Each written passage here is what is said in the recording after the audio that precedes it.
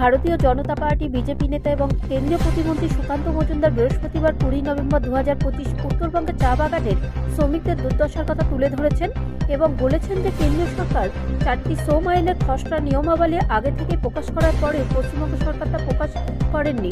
শ্রী মজুমদার দাবি করেছেন যে মুখ্যমন্ত্রী মমতা বন্দ্যোপাধ্যায় শ্রম আইনের বাস্তবায়নের অনুমতি দিচ্ছেন না এবং যদি তা বাস্তবায়ন করা হয় তা চা বাগানের শ্রমিকদের দৈনিক মজুরি বৃদ্ধি পাবে। প্রায় 42টি চা বাগানের কোনো স্কুল নেই, প্রায় 17% বাড়িতে বিদ্যুতায়নের অভাব রয়েছে, প্রায় 19.3% বাড়িতে অত্যন্ত করুণ অবস্থা, মাত্র 60% চা বাগানের স্বাস্থ্যসেবা সুবিধা রয়েছে। শ্রী মজুমদার বলেন, তিনি চা বাগান এলাকায় দুর্বল স্বাস্থ্যসেবা সুবিধার দিকেও ইঙ্গিত করেছেন এবং বলেছেন যে রাজ্য শ্রম বিভাগ চা বাগান এলাকায় মোতায়েনের জন্য ডাক্তারদের নিয়োগ করছে। তিনি বলেন, চা বাগানের করুণ পরিস্থিতিতেও পশ্চিমবঙ্গ সরকার চা বাগানের মালিকদের পর্যটনের মতো বিভিন্ন কাজের জন্য বাগানের 30% জমি প্রদান করতে বলেছে।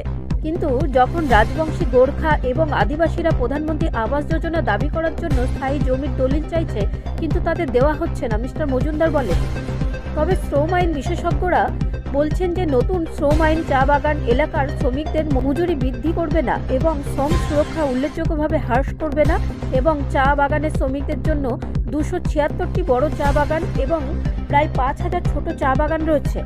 চা বাগানের শ্রমিকরা ইতিমধ্যেই বিদ্যমান নিম্নতম মজুরি আইনের আওতায় রয়েছে, তবুও রাজ্য সরকার নিম্নতম মজুরি ঘোষণা করতে ধারাবাহিকতাভাবে ব্যর্থ হচ্ছে এবং শ্রম আইনের অধীনেও এই বিধিবদ্ধ কর্তব্য অপরিবর্তিত রয়েছে, বলেছেন কলকাতা হাইকোর্টের অ্যাডভোকেট পূর্বায়ন চক্রবর্তী, যিনি শ্রম আইনের বিশেষজ্ঞ।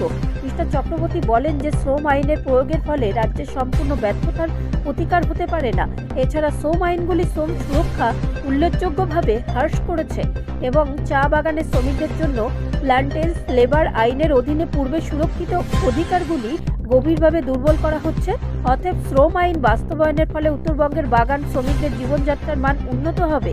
এই দাবি সম্পূর্ণরূপে ভুল এবং আইনি বাস্তবতার পরিপন্থী, মিস্টার চক্রবর্তী বলেন।